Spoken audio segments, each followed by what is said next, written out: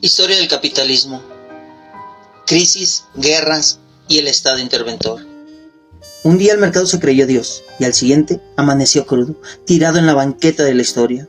1929 no fue un simple tropiezo, fue el golpe seco de la realidad contra la fantasía de que el dinero crece solo.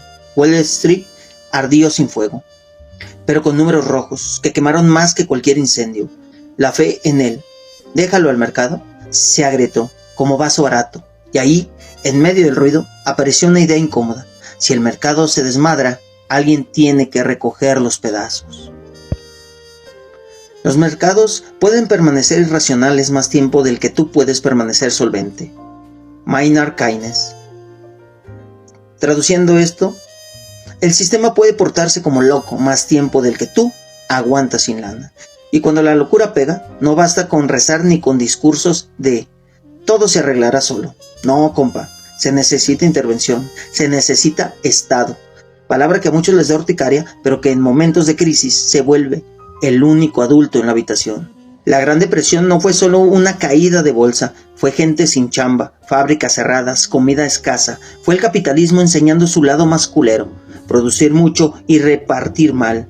La pobreza no es falta de carácter, es falta de efectivo, diría después alguien con sentido común. Y en este caos, Estados Unidos probó algo distinto, el New Deal. No fue magia ni redención divina, fue política pública, gasto, empleo, regulación, meter dinero donde faltaba, aunque los puristas del libre mercado hicieran berrinche. Franklin D. Roosevelt no pidió permiso a los dogmas, actuó. Programas de empleo, obras públicas, seguridad social, el Estado dejó de ser espectador y se volvió actor principal, como quien se avienta a la pelea cuando ve que el barrio se está cayendo a pedazos. No perfecto, no limpio, pero necesario, porque la alternativa era el colapso total o algo peor, el coqueteo con el autoritarismo que ya se asomaba en Europa.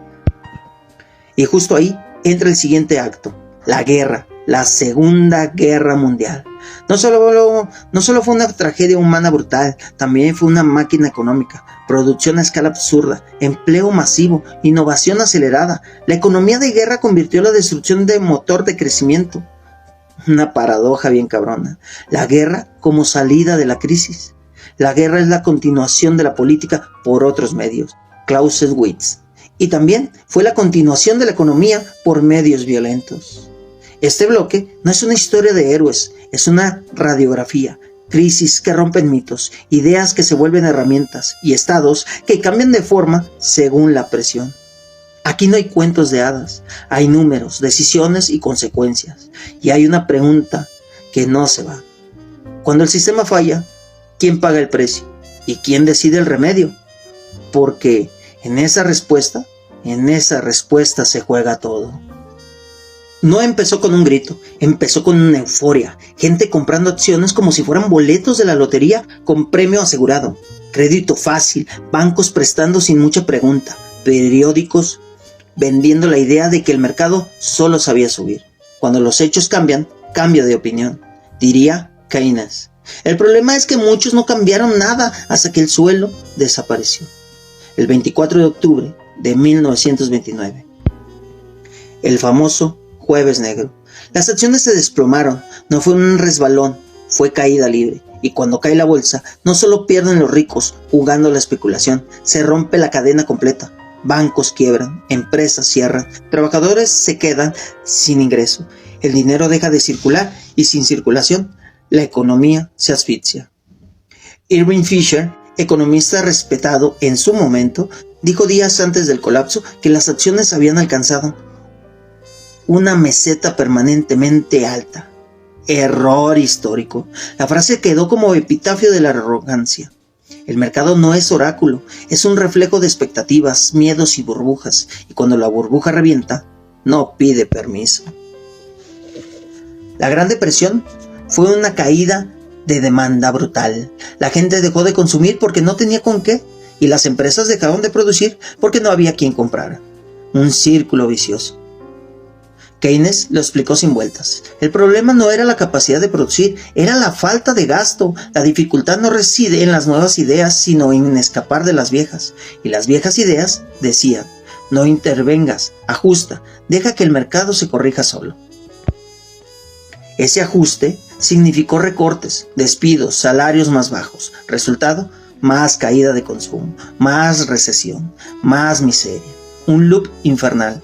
Aquí entra una idea clave. La economía no es solo número, es comportamiento humano. Si todos se asustan al mismo tiempo, todos dejan de gastar y ese miedo colectivo se vuelve una fuerza real. Un poco de psicoanálisis rápido. Freud habló de pulsiones, de fuerzas internas que no siempre obedecen a la razón. El mercado se parece a eso. No es racional puro, es deseo, miedo, imitación. La masa nunca ha tenido sed de verdad, escribió Gustave Le Bon. La bolsa en 1929 fue una masa eufórica que luego se volvió masa aterrada. Dos extremos, misma lógica emocional. En Estados Unidos el desempleo llegó a niveles brutales. Filas para comida, gente vendiendo lo poco que tenía, familias desplazadas. John Steinbeck lo retrató en Las uvas de la ira. Campesinos expulsados, dignidad hecha polvo. No era metáfora, era realidad cotidiana. La crisis no fue abstracta, tuvo rostro, hambre y desesperación. El Estado, bajo Herbert Hoover, reaccionó con tibieza, confianza en el mercado, ayuda limitada, resultado insuficiente. Aquí entra Roosevelt en 1933 y con él el New Deal, no como teoría pura, sino como respuesta pragmática. Lo único que debemos temer es al miedo mismo, dijo en su discurso inaugural. No era poesía gratuita, era diagnóstico. El miedo paraliza la economía. El New Deal metió dinero directo a la economía. Obras públicas, carreteras, puentes, presas, programas como la Works Progress Administration dieron empleo a millones. No regalaban dinero por caridad, pagaban por trabajo. Eso reactiva el consumo y el consumo reactiva la producción. Una cadena inversa al colapso. También hubo una regulación. Una idea simple, que los bancos no jueguen casino con el dinero de la gente. Controlar el sistema financiero para evitar otra locura especulativa. No eliminar el mercado, pero sí ponerle límites, como quien le pone freno a un coche que ya demostró que sin control se estrella. Keynes aportó al mercado teórico. En tiempos de crisis, el Estado debe gastar más, no menos, aunque tenga que endeudarse, porque ese gasto compensa la caída del sector privado. Un multiplicador del gasto. El dinero que el gobierno invierte se mueve, se convierte en salario, consumo, producción. No es magia, es circulación. No todos estuvieron de acuerdo. Economistas clásicos dijeron que el gasto público distorsiona, que genera deuda, que interfiere con el equilibrio natural. Pero ese equilibrio ya estaba roto, y esperar a que se arreglara solo significaba años de sufrimiento. Keynes fue directo. A largo plazo todos estaremos muertos. Traducción. No sirve una teoría que promete equilibrio en décadas mientras la gente no come hoy. El New Deal no terminó por sí solo la depresión. Eso es importante. Ayudó, estabilizó, alivió. Pero el golpe final vino con la Segunda Guerra Mundial. Y aquí la historia se pone incómoda. Porque la guerra destruye, pero también moviliza recursos. El Estado toma control de la producción, decide qué se produce, cuánto, para quién. Fábricas de autos se convierten en fábricas de tanques, industrias textiles producen uniformes, ciencia aplicada al conflicto, radar, energía nuclear, avances médicos, todo acelerado por la urgencia. El desempleo en Estados Unidos prácticamente desapareció durante la guerra. ¿Por qué? Porque el Estado necesitaba mano de obra masiva, soldados, obreros, ingenieros. La demanda era infinita, porque el objetivo no era el mercado, era ganar la guerra. Producción sin preocuparse por si se vende, se usa y punto. Lo que no logra el mercado en paz, lo logra la economía dirigida en guerra. Pleno empleo, crecimiento industrial, pero a un costo humano devastador. Aquí no hay celebración, hay contradicción. La guerra como motor económico es un síntoma de un sistema que necesita crisis externas para reactivarse. Polanyi lo explicó en La Gran Transformación. El mercado autorregulado es una ficción. La sociedad simple interviene para protegerse de sus efectos destructivos. El New Deal y la economía de guerra son ejemplos claros. Cuando el mercado se desborda, la sociedad responde con regulación, con Estado, con límites.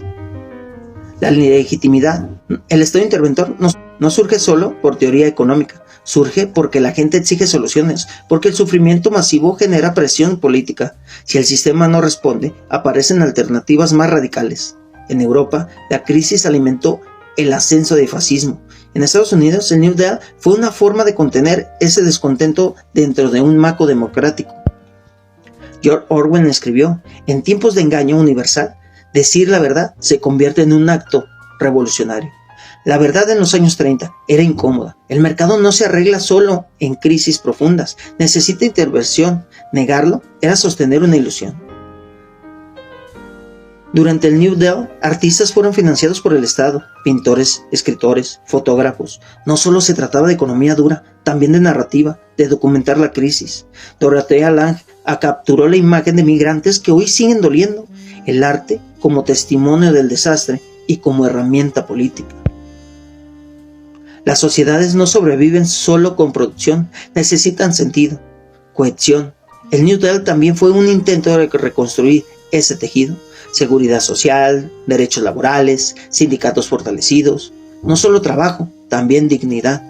Pero tampoco hay que romantizar. El New Deal tuvo límites, no eliminó desigualdades estructurales. Muchos programas excluyeron a comunidades afroamericanas. El Estado interviene, sí, pero también reproduce jerarquías. No es neutral, y es que nunca lo es. Regresando a Keynes, su revolución fue cambiar la forma de pensar la economía a nivel macro. Antes se analizaba como suma de decisiones individuales. Él dijo: no basta, hay que ver el sistema complejo, ingreso total, gasto total, inversión, variables agregadas y sobre todo expectativas. Lo que la gente cree que va a pasar afecta lo que hace hoy. Expectativas negativas generan contradicción. Expectativas positivas generan expansión. El Estado puede influir en eso, no solo con dinero, también con señales, confianza, política económica como psicología colectiva. Aquí entra un concepto clave: trampa de liquidez. Cuando hay incertidumbre extrema, la gente prefiere guardar dinero en lugar de invertir o gastar, aunque haya tasas bajas. El dinero no se queda quieto, y si el dinero no se mueve, la economía tampoco. Solución keynesiana. El Estado gasta directamente. Imaginen una fiesta donde nadie quiere bailar porque todos creen que la música está fea. Si nadie se levanta, la fiesta muere. El Estado es el primero que se levanta y empieza a bailar aunque se ve ridículo. Y poco a poco, otros se animan. Esa es la lógica. La economía no como máquina perfecta, sino como dinámica social, con errores, emociones, conflictos. La Gran Depresión lo dejó claro. El New Deal mostró una respuesta. La guerra llevó esa lógica al extremo.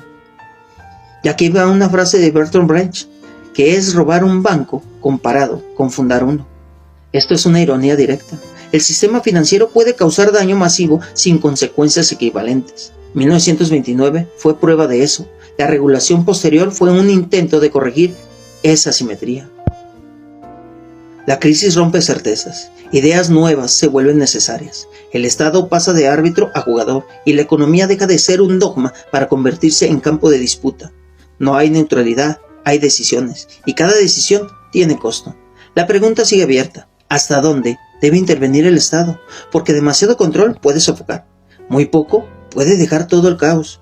El equilibrio no es fijo, cambia con la historia, y en los años 30 y 40 ese equilibrio se movió con fuerza hacia la intervención. Lo que sigue en este bloque va a profundizar en esa tensión, cómo la guerra consolida el papel del Estado, cómo se redefinió el capitalismo después de la crisis y cómo esas decisiones siguen pesando hoy, aunque muchos prefieran olvidarlo. La historia no se repite, pero rima. 1929 no regresa con sombrero viejo, llega con código, algoritmo y plataformas. Antes, el pánico viajaba en periódicos y rumores de pasillos. Hoy corre en tiempo real, con gráficos que tiemblan en el celular. La lógica, sin embargo, se parece. Expectativas infladas, confianza frágil, caída rápida cuando el relato se rompe. La Gran Depresión mostró un problema básico. El sistema produce más de lo que puede vender cuando la demanda se colapsa. Hoy la pregunta cambia de forma. ¿Qué pasa cuando la producción ya no necesita a tanta gente? La inteligencia artificial no llega con casco y overol. Llega con servidor y modelos entrenadores. Automatiza tareas cognitivas, redacción, análisis, programación básica, diseño. No elimina todo el trabajo, pero desplaza partes enteras. El problema de la humanidad es resolver el problema económico. Keynes. Hoy el problema se transforma. Producir no es tan difícil. Distribuir ingresos sí. Si las máquinas hacen más, ¿quién compra? Mismo dilema de los años 30. Versión digital, producción sin poder adquisitivo no sirve.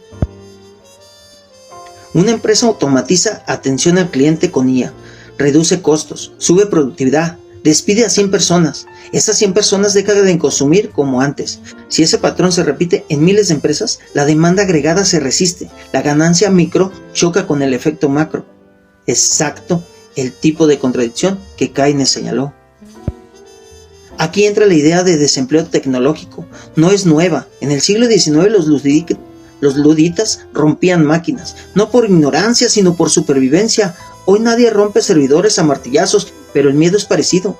Toda tecnología es una forma de organizar el mundo, diría Marshall McLuhan, y reorganizar implica ganadores y perdedores. Una psicología del trabajo.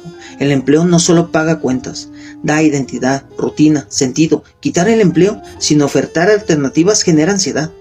En los años 30, eso se tradujo en protesta, migración, desesperación. Hoy se ve en precariedad, economía de plataformas, trabajos fragmentados. Cambia la forma, mas no la atención. El argumento optimista dice, la IA crea nuevos empleos. Cierto, pero no al mismo ritmo ni para las mismas personas. Requiere habilidades distintas, brechas educativas. Quien no se adapta queda fuera. La educación es el arma más poderosa, dijo Nelson Mandela, pero no todos tienen acceso a esa arma en igualdad de condiciones. Aquí el Estado vuelve a la mesa. Capacitación, educación, políticas de transición laboral, inversión pública para absorber parte del golpe. Mismo principio del New Deal. Cuando el mercado no absorbe, el Estado interviene, no por ideología romántica, sino por destabilidad. Propuesta concreta que circula hoy. Renta básica universal, dar ingreso mínimo sin condiciones, idea polémica. Críticos dicen que desincentiva el trabajo. Defensores dicen que estabiliza la demanda y da margen de adaptación. Un debate abierto, pero la raíz es keynesiana. Sostener el consumo para evitar espirales de caída. Ahora, petróleo. Sí, 1929 fue crisis de demanda. Los shocks petroleros son crisis de oferta con impacto global. El crudo sigue siendo sangre de la economía. Transporte, industria, energía. Cuando sube el precio, todo se encarece. Cuando cae, golpea a países productores. Montaña rusa. El estrecho de Hormuz es un punto clave. Por ahí pasa una parte enorme del petróleo mundial. Un cuello de botella geopolítico. Si se bloquea o se amenaza, los precios reaccionan. No por capricho, sino por riesgo. El mercado odia la incertidumbre. Una frase repetida porque es cierta.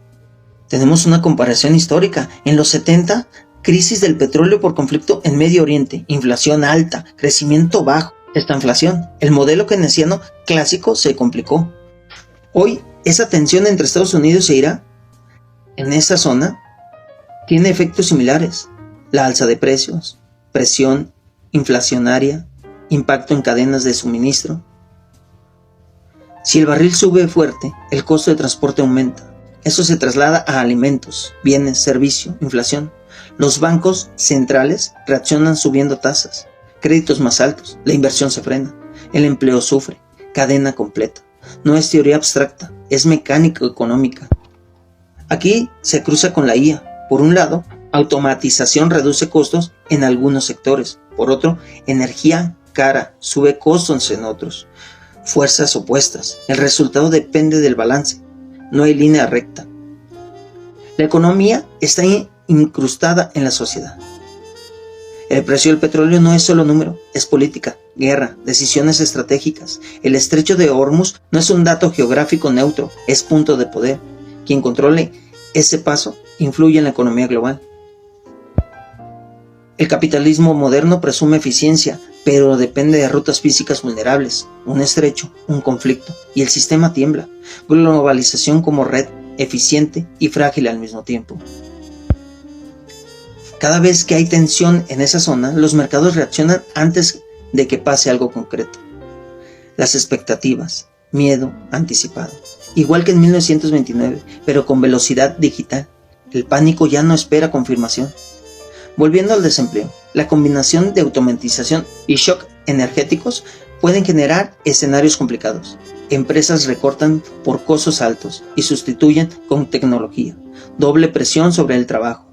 Aquí la intervención estatal no es opción decorativa, es herramienta de estabilidad. Keynes otra vez. En crisis, el Estado debe gastar. Hoy eso se podría significar inversión en infraestructura verde, energías renovables, educación tecnológica, crear empleo en sectores nuevos mientras otros se contraen. No es caridad, es estrategia. Como ejemplo, la transición energética, menos dependencia del petróleo, más inversión en solar, eólica, genera empleos distintos, reduce vulnerabilidad a choques geopolíticos, pero requiere política pública fuerte. El mercado por sí solo no hace la transición al ritmo necesario. Lo viejo no termina de morir y lo nuevo no termina de nacer. Antonio Gramsci. Exacto. El momento actual. Petróleo aún central, pero cuestionado. La IA emergiendo, pero no estabilizada. Tensiones por todos lados. Incertidumbre prolongada genera fatiga. La gente busca certezas. Eso abre espacio a discursos simplistas, promesas de soluciones rápidas, historia conocida. En los años 30, esa dinámica alimentó movimientos autoritarios. Hoy el riesgo existe si la desigualdad y la inseguridad crecen. El Estado interventor puede ser amortiguador o herramienta de control excesivo. Depende de cómo se use. Hayek advertía del riesgo. La historia confirma que el poder sin límite se desvía, pero la ausencia total de intervención también genera caos. Tenemos como comparación directa 1929, colapso financiero, un desempleo masivo, intervención estatal. Hoy, disrupción tecnológica, tensiones energéticas, riesgo de desempleo estructural, necesidad de intervención adaptada. No es copia exacta, pero la lógica se parece. Crisis que obliga a replantear reglas. Series actuales muestran futuros con trabajos precarios, algoritmos decidiendo vidas. No es casualidad, es reflejo de ansiedad colectiva. Igual que las novelas de la depresión reflejaban hambre y desplazamiento. Antes el jefe gritaba en la oficina, ahora el algoritmo te manda notificaciones. Misma presión, diferente cara. La explotación cambia de forma, no siempre de fondo. Las grandes empresas tecnológicas concentran poder, datos, infraestructura, capital, similar a los monopolios industriales del pasado. Entonces, regulación antimonopolio. Hoy, debate sobre regular plataformas. Mismo principio, evitar concentración excesiva que distorsione el sistema. Podemos tener democracia o podemos tener riqueza concentrada en pocas manos, pero no ambas. Louis Brandeis. Esto es directo. La IA y la economía digital tienden a concentración sin intervención. La desigualdad puede crecer. Unas cuantas empresas dominan servicios digitales globales, capturan gran parte del valor. Trabajadores dispersos compiten por tareas fragmentadas, ingresos inestables. Aquí la política pública puede redistribuir o dejar que la brecha crezca. Regresando al petróleo, la volatilidad también afecta a países productores. Cuando el precio cae, ingresos fiscales bajan. Ajustes, recortes. Cuando sube, hay bonanza temporal. Dependencia peligrosa. Diversificación económica como lección repetida. Biología aplicada. Sistemas que dependen de una sola fuente son frágiles. Diversidad aumenta resiliencia. Economías igual. Depender solo del petróleo o solo de un sector tecnológico es riesgo. Lo frágil se rompe con el estrés. Lo robusto resiste. Lo antifrágil mejora. Nassim Taleb. La economía global actual muestra fragilidad en ciertos puntos. La pregunta es cómo construir antifragilidad. Parte de la respuesta, regulación inteligente, diversificación, inversión pública. El Estado interventor del siglo XXI no puede copiar el de los años 30, sin ajustes. El contexto cambió. Globalización, digitalización, cambio climático. Pero la lógica base sigue. Cuando el mercado falla en ganancia, estabilidad y bienestar mínimo, el Estado actúa. Como ejemplo práctico, políticas de empleo verde, regulación de IA, impuestos a grandes tecnológicas, inversión en educación digital, herramientas nuevas para problemas nuevos, pero con raíz en la misma idea, coordinación colectiva. El discurso de menos Estado suele desaparecer cuando hay crisis grande. En 2008, rescates bancarios. En pandemia, gastos públicos masivos. En guerras, control total. El mercado pide libertad en bonanza y auxilio en crisis. Un patrón muy claro. Solo una crisis, real o percibida, produce cambio real. Milton Friedman. La pregunta es, ¿qué cambio se impulsa? Depende de quién tenga el poder y la narrativa en ese momento. El pasado deja huellas claras. La Gran Depresión señaló el costo de la inacción. El New Deal mostró una vía de intervención. La guerra demostró la capacidad y el peligro del Estado. Hoy, la inteligencia artificial y la geopolítica energética plantean un escenario distinto, pero conectado. Producción sin empleo suficiente y energía como punto de presión.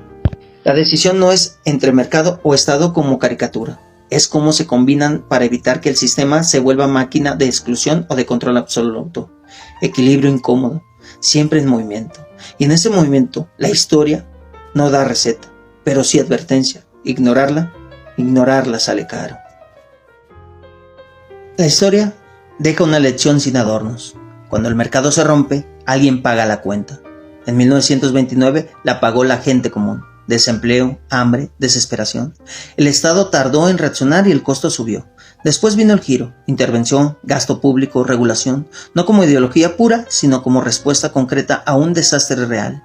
Luego la guerra llevó esa lógica al límite, control total para sobrevivir, y la posguerra encontró un punto medio que sostuvo décadas de crecimiento. Hoy el escenario cambia de forma, pero no de fondo. La inteligencia artificial reconfigura el trabajo. El petróleo sigue marcando el pulso global. La geopolítica mete ruido constante. Producción alta con riesgo de empleo insuficiente. Energía vulnerable a conflictos. Expectativas que se mueven a velocidad digital. La combinación es inestable. La conclusión es directa. No existe piloto automático. El mercado por sí solo no garantiza estabilidad ni justicia. El Estado por sí solo puede volverse torpe o abusivo. La clave está en el equilibrio dinámico. Intervención cuando hay fallas claras. Desempleo masivo, concentración excesiva, shock externos, límites cuando el poder se desborda. Regulación con objetivos concretos. Empleo, estabilidad de precios, competencia real, transición energética. Aquí unas recomendaciones prácticas, sin rollo. Primero, invertir en educación útil para el presente. No solo títulos, habilidades transferibles, análisis, programación básica, comprensión de datos. La IA no se detiene, adaptarse reduce el golpe. Segundo, fortalecer redes de seguridad. Seguro de desempleo, capacitación continua, acceso a salud. No es lujo, es amortiguador económico. Mantiene la demanda cuando el ingreso cae. Por tercero, diversificar la economía, menos dependencia de un solo sector o recursos. El petróleo sube y baja, la tecnología cambia rápido. Una diversidad de resiliencia. Cuarto, regular con inteligencia, evitar monopolios digitales, proteger datos, asegurar competencia, sin asfixiar la innovación. Y por quinto, apostar por energías más estables, reducir vulnerabilidad a cuellos de botellas como el estrecho de Hormuz. Menos exposición, menos volatilidad. Las políticas deben responder al presente, no promesas vacías de equilibrio futuro mientras la gente se queda sin ingresos hoy. A continuación, unas recomendaciones para leer y entender. La teoría general del empleo, el interés y el dinero. John Maynard Keynes. Esta es una base para entender por qué el Estado interviene en crisis.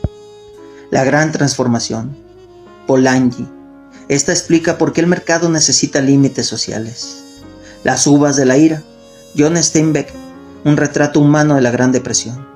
Camino de servidumbre. Friedrich Hayek. Advertencia sobre los riesgos de exceso de control estatal. Historia económica mundial. August Madison. Ediciones en español.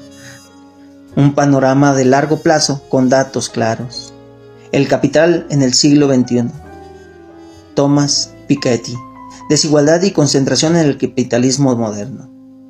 Una breve historia del neoliberalismo. David Harvey. Este es un contexto de los cambios desde los años 70. El cisne negro. Nassim Taleb. Riesgo, incertidumbre y eventos externos. Sapiens. Yuval Noah Harari. Es un contexto amplio sobre cómo la sociedad organiza economía y poder. Y por último, el capitalismo y libertad, de Milton Friedman. Una visión contraria que ayuda a entender el debate. Las crisis no piden permiso. Prepararse no es paranoia, es sentido común. Y entender la historia no es nostalgia, es herramienta para no repetir el mismo golpe. Para cerrar, una idea clara de John Maynard Keynes, sin vueltas. A largo plazo, todos estaremos muertos. No es cinismo, es un recordatorio. La economía no puede ignorar el presente. La gente come hoy, paga renta hoy, pierde el empleo hoy. Las teorías que prometen equilibrio futuro sin resolver el ahora se quedan cortas. Y un eco poético que dialoga con esta urgencia de Bertolt Brecht. Hay hombres que luchan un día y son buenos. Hay otros que luchan un año y son mejores. Hay quienes luchan muchos años y son muy buenos. Pero hay los que luchan toda la vida. Esos son los imprescindibles. La política económica también es lucha cotidiana. Sostener el empleo, evitar el colapso, repartir mejor lo que ya se produce. Ni mercado sin freno, ni estado sin límite. Equilibrio en movimiento, con los pies en la tierra. Cerramos el micrófono con una consigna simple. Cuando el sistema falle, que la respuesta no sea indiferencia, que sea acción concreta. Nos escuchamos en el siguiente bloque. Si te gusta, comenta, comparte y suscríbete. Y recuerda, quien escribe merece el castigo de ser leído.